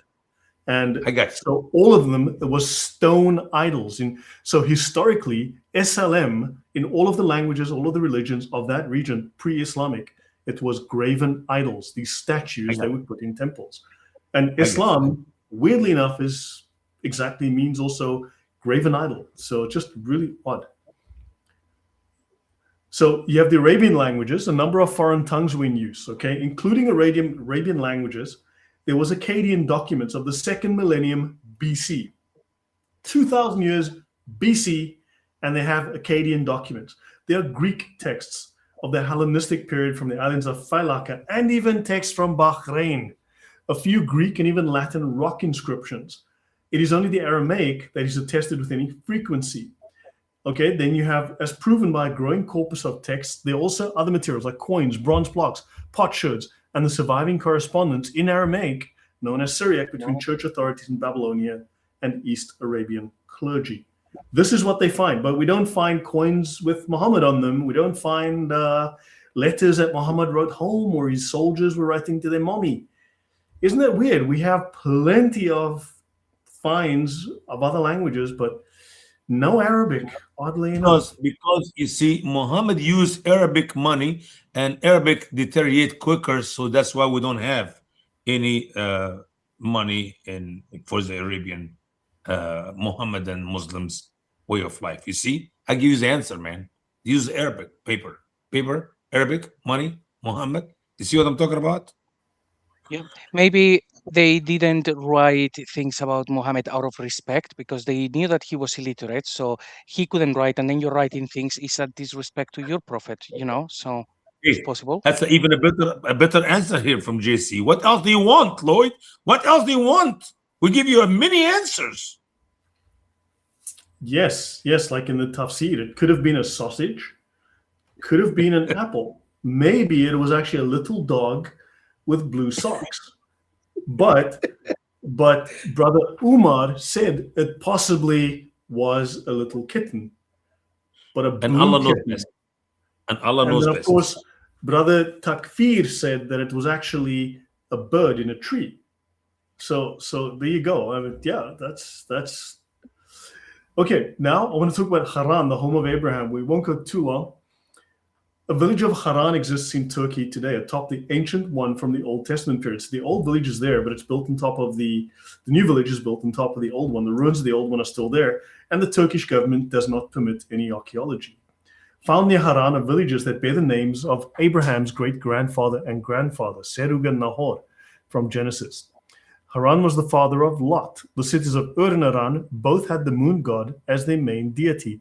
Terah, father of Abraham, worshipped other gods, as we see in Joshua 24, and he moved his family from Ur to Haran. Arabia and all the princes of Kedar, they were the merchants of thy hand in lambs and rams and goats. In these were they thy merchants. The traffickers of Sheba. The Bible even talks of, and this is the Old Testament, so this goes back 2,000-3,000 years before Islam. Sheba, the Sabaeans, the people from Yemen, were traveling literally all the way up into Turkey, into Haran, through Syria, through Iraq, into Turkey. So the traffickers of Sheba and Ramah, they were thy traffickers. How come they didn't know about the people from Mecca? Because they were humble. They don't want to be shown as famous people, because this is a humility as Allah meant it to be. But they knew about Sheba. They knew about Yemen. How come they didn't know arrogant. about Arabia? Listen, brother. The Sheba and Yemen and that queen and all, these are arrogant people. Not like the Arab, the humble one, Prophet Muhammad. Very humble. Yeah, isn't that crazy? I think it's because the Meccans were very subtle.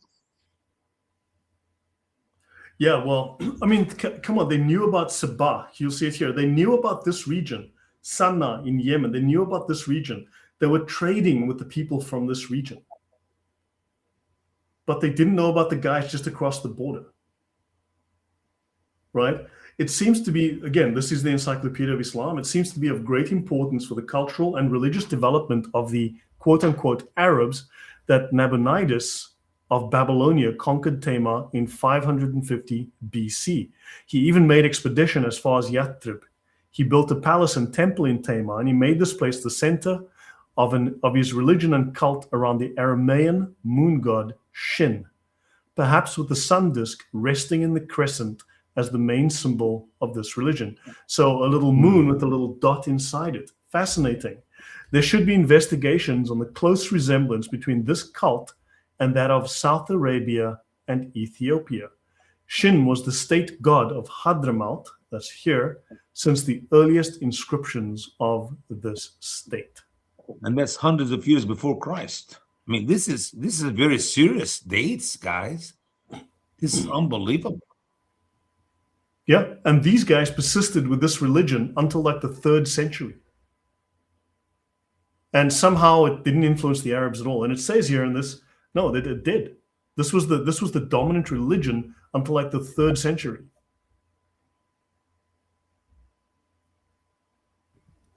Islam seems to me like a sponge. It soaks up everything it comes into contact with. Yeah. Yeah. And then, correct.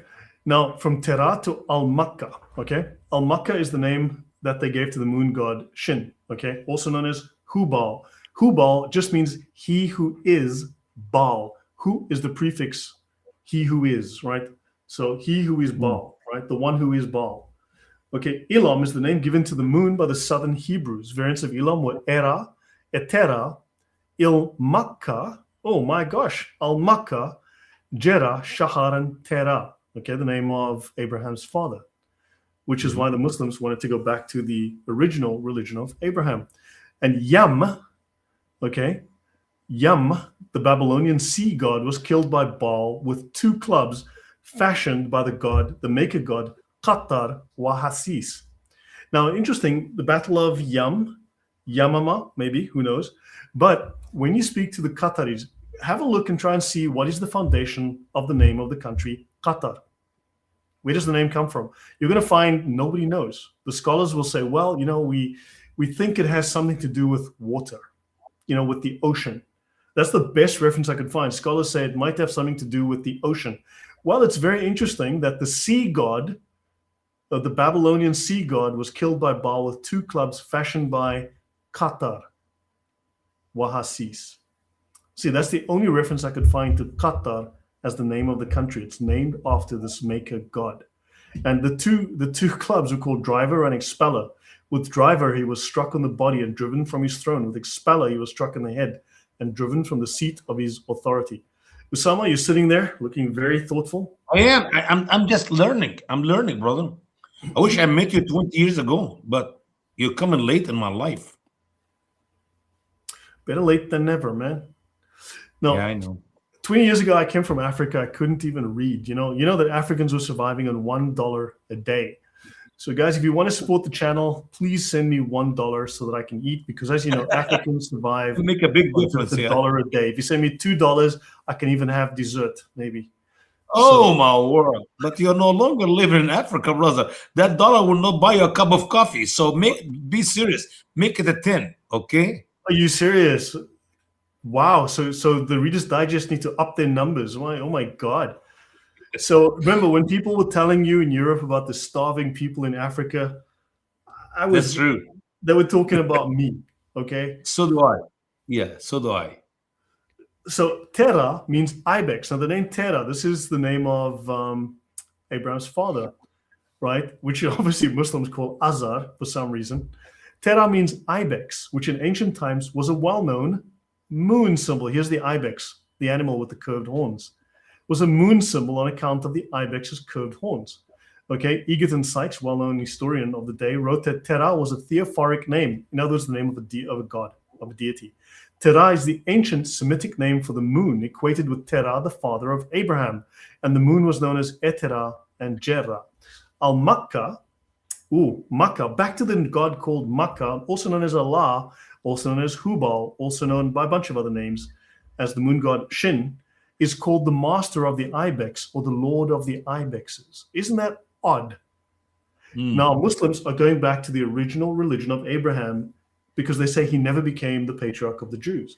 So they want to go back to the religion he had before the Jews concocted a whole story. Abraham's younger brother was named after the city Haran. Haran was the ancient city of the moon. This was the official city of the moon god. So the name Haran seems to have been a theophoric name synonymous with the moon god Shin of Babylon.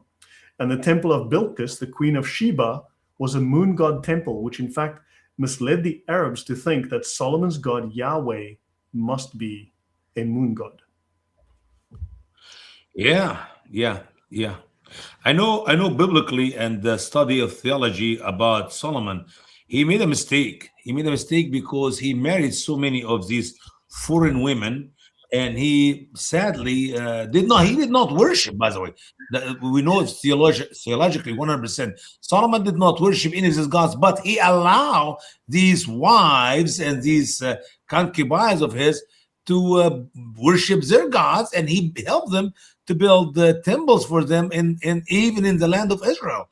And that's what the fall of Solomon is. So yes, we know for sure Solomon met with the Queen of Sheba, and I guarantee you there is some influence between the Queen of Sheba and Solomon. We do not know if she was married to him or whatever in a relationship, because you talk about hundreds,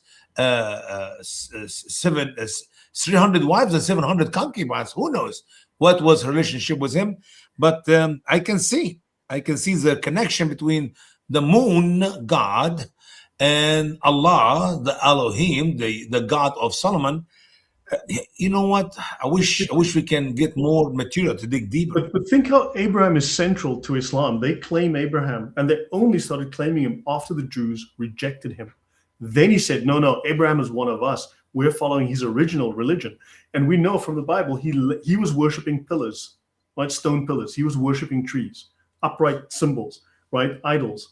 And he left that, and he becomes the patriarch of the Jews. He follows Yahweh. So are you trying to tell me, Brother Lloyd, are you trying to tell me that the Muslims go back to the ancestry of Abraham and the worship of the gods where Abraham left in Babel? Is what they tell us, right? And now we're seeing that, hold on, all of this moon god stuff, all of this pagan stuff is literally where Abraham's family came from. And Islam said, we're going back to that. So, sorry? Go ahead, brother. Okay, Usama, finish your thought, and then I'll go to Emmanuel, and we go to Jason. When Abraham left Haran, left first Ur al-Khaldain and went to Haran, and from Haran, after his father died at the age of 205, he continued on his trip with Lot and his wife and Lot's wife to the promised land. There is no, after that, Abraham had anything to do with the worship of these false gods, because now God chose Abraham, and Abraham knew the true Yahweh, the true God whom he served for the rest of his life. Yeah. I mean, but we've covered already. They said we follow the religion of Abraham. We went to look for the religion of Abraham. We found it. And you guys corrupted it, but we went back to the original. And wow, this Babylonian religion is exactly what the record shows us. Yeah. Emmanuel. Yeah, it's the other way around. They co-opted it. Because in any case, we're talking about pagans worshipping celestial formations, right? And if you look at the crescent, you can say, oh, it's a crescent or it's the moon, but you can also say, well, what does a crescent look like? It looks like horns, right?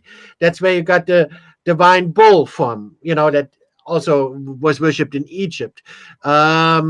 And also, you see that in the Old Testament, with Moses, Moses goes back to the mountain. He comes back, and boom, they're back, worshiping the divine bull. That's what they're worshiping, right? So that's the same formation as the crescent. They look at the sky, they see the crescent, and they think, oh, it's the divine bull, and then they build a golden calf and sacrifice their firstborn or whatever, right? But that's where all that comes from. And what we will see the bull symbolism as well as the moon symbol, because many cultures, and we'll come to that as well, specifically in Baal worship, the horns of the bull, and especially within the Yemeni religion that we're going to discuss, which we'll get to, they saw the horns of the bull as the symbol of the moon as well. And they were into bull worship, just like Moses and the golden calf, right? In that story, that was, back to that symbolism. JC, you were going to say? Yeah, I just wanted to say that you are right. So Muslims say that they are trying to bring back the religion of Abraham. And based on everything that you are showing, it looks like they certainly succeeded. Say that again, please. It looks like they certainly... that they certainly succeeded, because everything that you are showing, it seems to actually come from that region, those sort of practices. And that's actually what they're saying, that they are bringing back the religion of Abraham. That seems to be what they have done. Yeah, Yep. because I think they somehow now look, I don't have all the answers. I'm just trying to pose questions. But Islam, obviously, look, they claim to be Abrahamic. They claim to be part of the whole Christian and Jewish inheritance, right? All I'm saying is that I'm not disputing anything that Jay has said about the Northern thesis, and that's fine, and the Jerusalem thesis, but Islam seems to have gone through various stages. And they tried to obviously adopt a little bit of everything, but they clearly were trying to adopt this, and eventually they had to get rid of some of it. They had to get rid of it because it's embarrassing, and then eventually they became more Jewish and Christian, right? But they couldn't get rid of it. There was, I think, so much of a written corpus of this garbage, of this evidence of their paganism, that they couldn't get rid of everything from the record. So now you've got this soup made of literally everything going back 5,000-6,000 years. Usama, Yeah. you're nodding your head there. Islam has evolved so many times throughout, even from the Muslim narrative alone, in the 23 years of Muhammad. I can show you some of the stuff Muhammad said, and some of what the things we ended with is the opposite of what he started with. So the evolution in Islam in the 23 years history we know of, according to the writing of the scholars of Islam, it's amazing how things can change. Now, if you want to talk about that cult move for hundreds of years, sure, you can have anything and everything you can imagine in it. Yes, indeed. Yeah. Now, I'm not saying Islam is exclusively this, but for instance, if you go to the 3rd, 4th century, right, with the rise of Hermetic/Gnostic Jewish apocalyptic beliefs, you'll find that those ideas also make their way into Islam, because all of these different periods, they try to capture something from all of these major ideas. They're just stealing from all of these major movements, all of these major gods, major systems, whatever it was influential. They were just grabbing something from every period, and you'll find it makes its way somehow into the Islamic record. Sure. Yeah. Yeah. So here's the book called by Tamara M. Green from Brill. Okay, Brill Publishers. They go back to the 1700s. Religions in the Greco-Roman World and the City of the Moon God, the Religious Traditions of Haran. Also very interesting. I'll quote that later, and I have, I think, quoted little bits and pieces from it. But this was the city of the moon god, and this was where Abraham came from. And then they speak here of, the Sabians of Haran. I'll finish with this. The Sabians of Haran in the Classical Tradition by David Pingree. This article addresses questions concerning the characteristics of the paganism of Haran and its eclectic sources. In other words, they were just grabbing stuff from everywhere. Okay? And its development by examining the relationships, real, possible, and fictitious, of various personalities within the city of Haran from Assyrian times till the Mongol attack in 1271. And the Sabians even used Neoplatonism. And yes, you'll find that in Islam for sure, guaranteed. So they came from blah, blah, blah. So they came from Simplicus to develop, explain, and justify their practice of astral magic and the interesting Greek astronomy and astrology and astral magic. Okay, the Greek philosophical and scientific material available to them was mingled with elements from ancient Mesopotamia, India, Iran, Judaism, and Egypt to form a mixed or syncretic system of belief that they could claim to be mankind's original and authentic religion. Has anyone heard that crap from Muslims before? No way. You invented up right now. This is what the Sabians of Haran used to claim. Remember, Muhammad was the Sabian, with the one with the new religion, and some of the very first Muslims, according to authentic narrations, when they converted to Islam, these people said, "We are now Sabians," and the Sabians were established in their main headquarters of Haran, and they said they were mankind's original and authentic religion, which is exactly a claim that Muslims make. Just so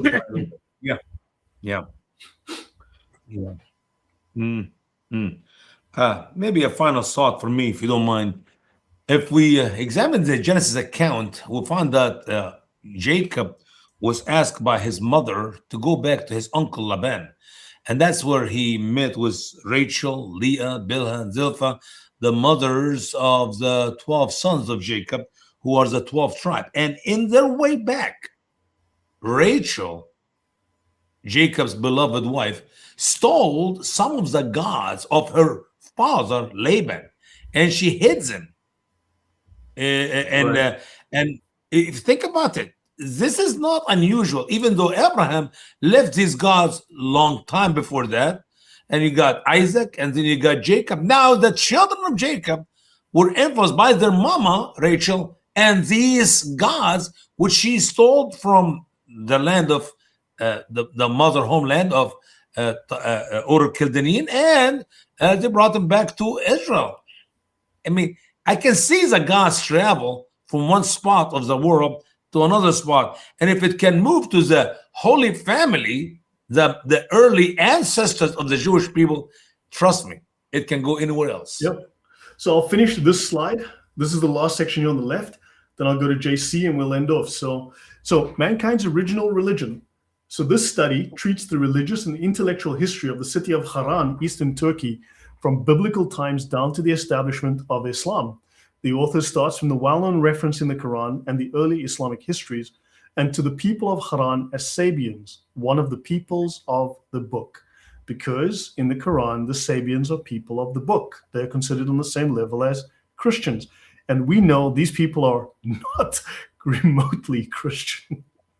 Not remotely. You can see.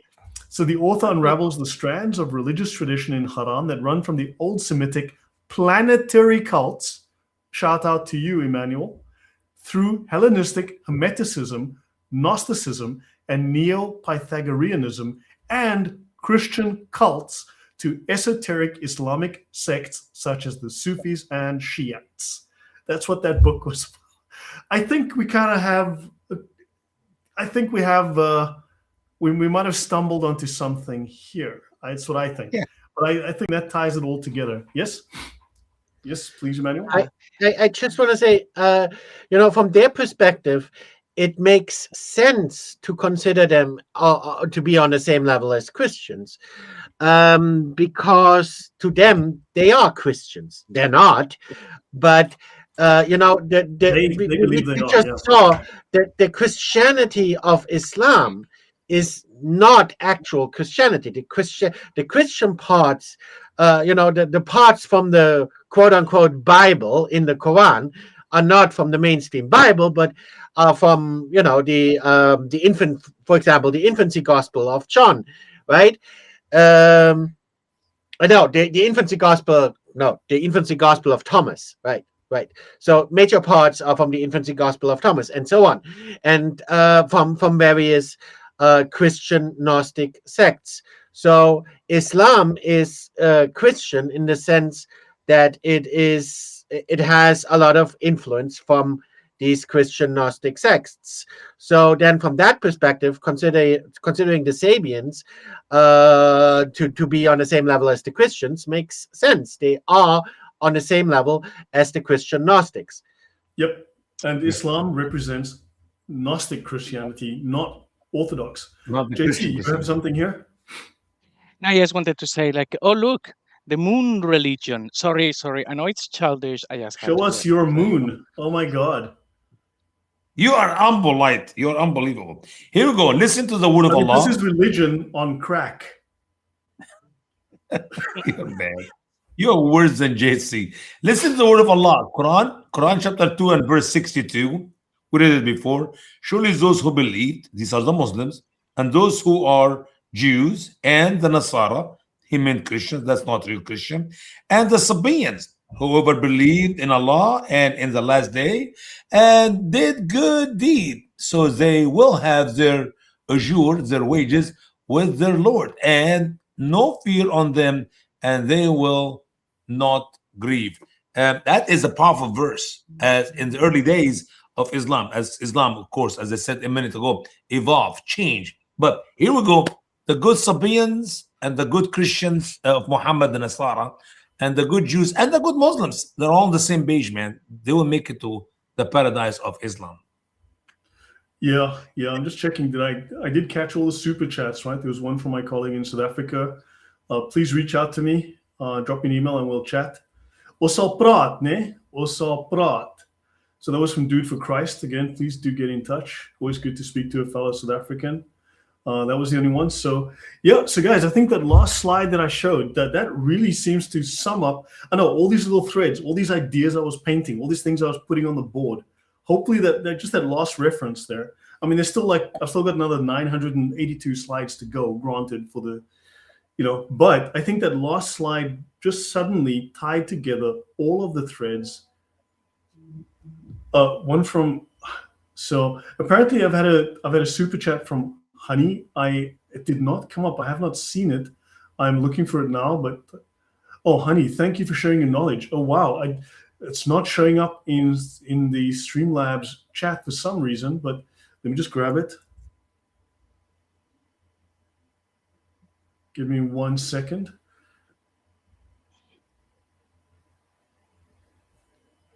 Usama, you were saying, sorry, please go on. What I'm saying is, you're my special friend, and I like you a lot. If you just keep to be humble like me, everything will be just great. Yeah, that's good to know. So, guys, I want to say to Honey T222, thank you for sharing your knowledge. Wow, no, thank you. I'm really grateful. It makes a difference. I really do appreciate it, and thank you very much. That's really kind and really generous, and I'm very grateful. JC, thank you for pointing it out. It somehow didn't pop up in the feed, so sometimes the interface does that. It makes little errors. But thank you very much. I do try and read all of the chats as we go through, but I obviously can't catch every single one. But thank you again, Honey T. You're very welcome. But hopefully for all of you, this made sense, especially that last bit on the book about Haran. It suddenly ties together all of these threads that I've been showing you throughout this series, at least throughout today's episode and all the prior ones. It ties it in and makes logical sense. The Muslims were trying to go back to that religion where Abraham came from, to his father's religion. And he rejected that and followed Yahweh. So, yeah, hopefully it makes sense to you guys in the panel as well. Hopefully it makes good sense to all of you. Absolutely. I enjoyed it today. I learned a few things, and we'll continue.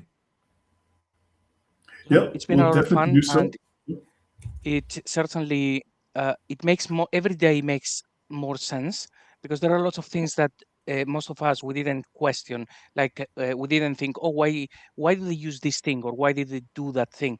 But it's after you actually show, hey, they are doing this voodoo in this manner, or they're taking this in Sharia, because it's when we start to think, okay, yeah, they copied that. So it's a very good exercise to bring attention to things that they've taken from other places, instead of taking for granted that Muhammad just appeared and it came from his imagination. So well done. This has been a very enjoyable show. Yeah, I mean, they try to paint him as he just popped out of nowhere, but he didn't. He's standing on, I don't know, he grabbed stuff from everywhere. And Islamic religion changes its clothes. If we trace, guys, if we trace Islam to the true God, Allah, Satan, it is the deception start all the way in the beginning with Adam and Eve. And he is successful to lead millions, but we can say billions of human to eternity in hell in many ways and many different roads. But thank God for the truth which we have in Christ, the way, the truth, the life. No one can come to the Father except him. And there's always different numbers. You can come up with any mathematic problem, but there's always one correct answer for that numbers. So 1 + 1 = 2, and I can give you another 2 billion other numbers or more. So that is the difference. There's a lot of ways to be wrong. So yeah, guys, I think we can end it here. I've got a cold, so I need to go and find a camel so I can fix it. Fix it, please. Fix it. I don't know how many Polish camels there are, but I hear it's good. So guys, it must be fresh, by the way. Lloyd, it has to be fresh. You cannot use old camel urine. It will not work. I know. Yeah, I didn't see any bottles in the stores. I'm gonna have to go find a farm. So I'll see if I can, hopefully there'll be So guys, thank you very much. Hopefully this has been educational. Hopefully we've learned something and it's all made sense. And I appreciate the wonderful panel. You guys are great, except for Usama. And Can't help it. So thank you to everyone. Really, I do He's appreciate it. sitting here and learning, so that's good. We can teach him. Yeah, so Prophet Muhammad was a sex maniac. Yeah, we know that.